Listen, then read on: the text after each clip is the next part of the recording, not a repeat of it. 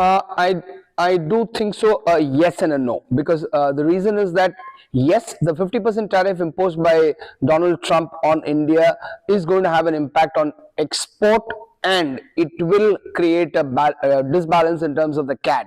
But what's important to understand that India has been the only strong major economy which has stood its ground and told that we are not going to budge to the pressure and the bullying. So I think we are building up things which are more resilient internally. And you would also have seen 2 days back we had the mother of all trade deals, the trade deal with EU, and we are going to de-risk ourselves, typically not being dependent on Mr. Donald Trump or the America's whims and fancies.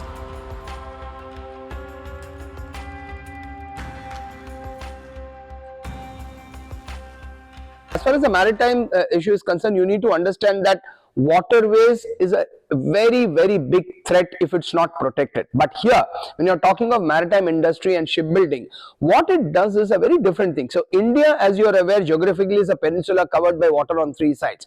So the transportation of goods from a port like Calcutta to a port like Panaji or Goa can be done through the ship, and the consumption or the volume that a ship can take is nowhere related to the volume a truck can take. So time and money and expense is saved by inland waterways, number one. Number two, also understand shipbuilding is a massive industry, and if you would realize that Hyundai is building the India's probably South Asia's largest shipbuilding factory near Tuticorin. So what is important to note is that the inland maritime requirement is taken care. And always remember, sea is a great access route.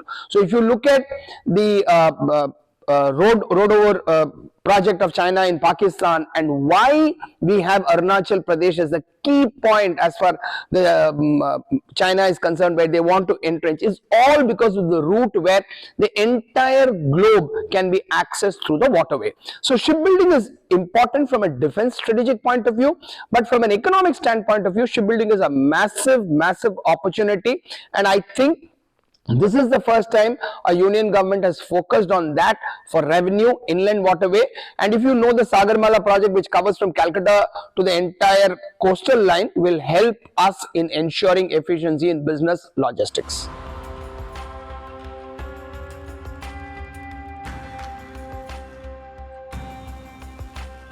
So if you look at the constant point that this government has been speaking out for the last 11 years, it's about Aatmanirbhar India.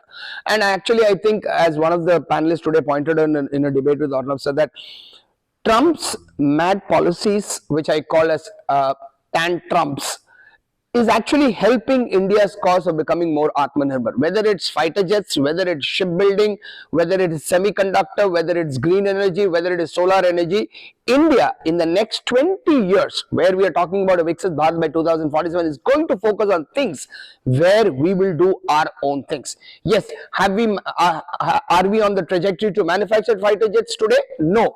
But is it in the anvil? Surely yes. Whether it is semiconductor, whether it is defense, whether it is AI of large LLMs and platforms, we are going to get into the space. Yes, enemies who surround us, be it China, politically, be it Pakistan, we have very volatile situation across the borders, whether it's Bangladesh, whether it's Pakistan, whether it's Sri Lanka, and unfortunately, almost all the three are economically collapsed. So India is an isolated peninsula island in this, and we have to safeguard our interest. So defense budget has to go up. At the same time, these are long-term visions. Probably competing with the Rafale, competing with the MiG is not going to be so easy now.